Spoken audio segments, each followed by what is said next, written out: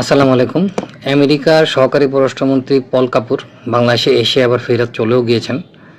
তো উনি এসে বাংলাদেশে ৩টি দলের সাথে ওনার বা আওয়ামী লীগ সহ ৪টি দলের সাথে ওনার বৈঠক করার কথা ছিল। কিন্তু উনি শেষ মুহূর্তে এনসিপির সাথে বৈঠকটা বাতিল করলেন। তো এখন এখানে কথাটা খুব সহজে এসে যায়, হঠাৎ করে উনি এনসিপির সাথে বৈঠক বাতিল করার কারণটা কী?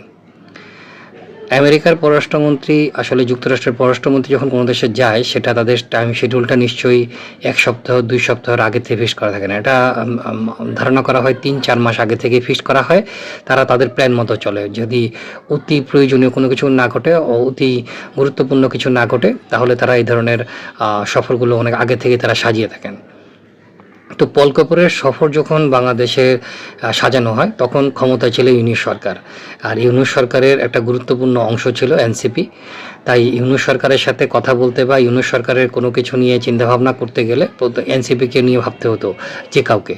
তো তাই স্বাভাবিকভাবেই বিদেশি যে কোনো দূত বা সংগঠন বা কোনো প্রতিনিধি এলে তারা এনসিপির সাথে একটা বৈঠক রাখতো বা রাখতে বাধ্য হতো। এটা সরকারের স্কেজুয়েলই তৈরি করে দেওয়া হতো, অর্থাৎ ইউনিট সরকারের আমলে স্কেজুয়েল তৈরি করে দেওয়া হতো। তো এখন তো আসলে ইউনিট সরকার নাই, নির্বাচন হয়ে গেছে। নির্বাচন হওয়ার পরে পল কাপুর বাংলাদেশে এসেছেন। এসে আসলে উনি দেখলেন যে কে গুরুত্বপূর্ণ।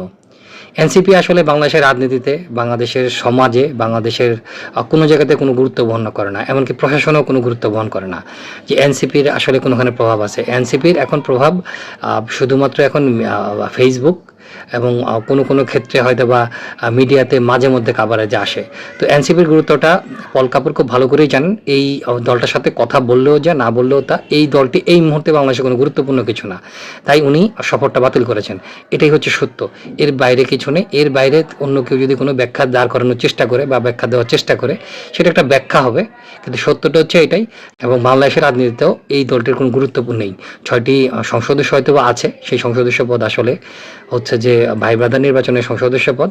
তাই বর্তমান বাস্তবতায় আমেরিকার রাষ্ট্রদূত, আমেরিকার পল কাপুর যেমন এনসিপিকে অ্যাভয়েড করেছেন, তেমনি বাংলাদেশের অন্যান্য যেসব রাষ্ট্রদূত বা রাষ্ট্রের সাথে বাংলাদেশের সম্পর্ক রয়েছে, যারা বাংলাদেশের রাজনীতি নিয়ে কাজকর্ম করেন, তারাও আসলে এনসিপিকে অ্যাভয়েড করা শুরু করেছে।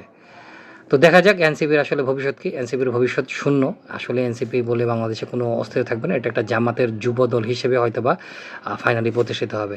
ওরা আসলেই জামাতের একটা দল, জামাতের একটা সংগঠন। সেটা হয়তোবা এখন একটু স্বতন্ত্র বজায় রাখছে, কিন্তু আর কিছুদিন পরে ওরা জামাতের অর্থাৎ যুবলীগ, ছাত্রদল, যুব দলের মতো এটা একটা জামাতের যুব দলের নাম হবে এনসিপি। যেমন জামাতের ছাত্র সংগঠনের নাম ছাত্র শিবির, যেমন ছাত্রী সংগঠনের নাম ছাত্রী সংস্থা, ঠিক সেভাবেই যুবলীগ, যুবদল, যুবলীগের পরিবর্তে জামাতের যুব দলটার নাম হবে এনসিপি।